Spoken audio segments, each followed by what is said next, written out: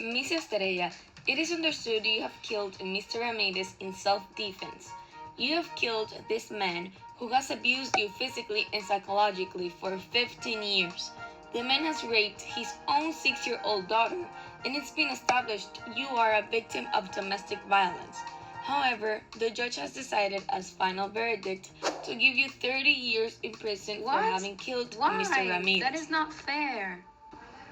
Many are the cases like these, where we find ourselves in situations where we believe situations are simply not fair.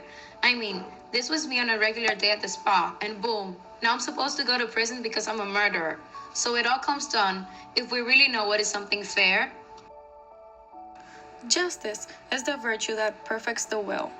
Unless all people are by nature equal before God, there is no natural requirement on humanity's part to be just.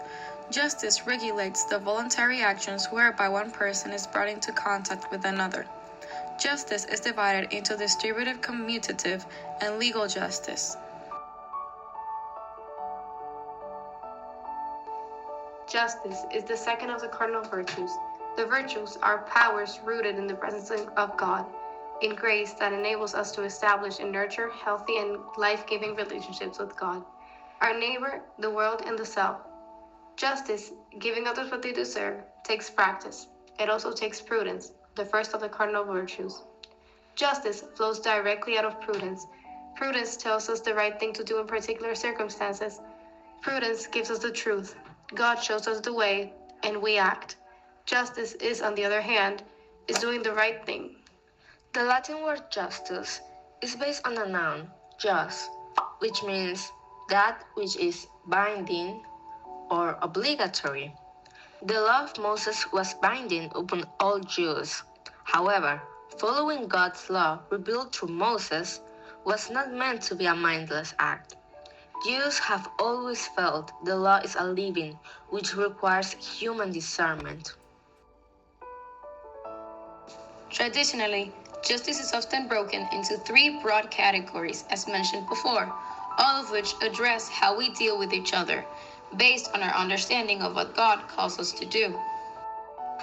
Commutative justice. This exists in our relationships with others and covers a broad range from friendships to political relations between countries.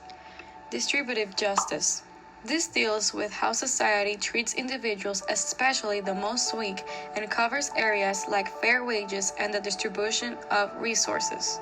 Social justice. This used to be called legal justice, and it relates to the common good of society. It addresses issues such as poverty, healthcare, and less developed nations, as well as the legal system. Living justly means acting justly. Knowing the right thing to do, prudence, means little if the right thing isn't done. Actions. Right actions are what justice is all about. And right actions consist of more than just our dealings with God. Our dealings with God flow out to all those who belong to God. So justice means acting rightly toward others. However, some ways you could show that you value virtue and justice in your everyday life include being honest and truthful in your interactions with others, treating people with respect and fairness, and standing up for what you believe is right. The first extreme views justice in merely negative terms, as in punishing criminals who deserve it.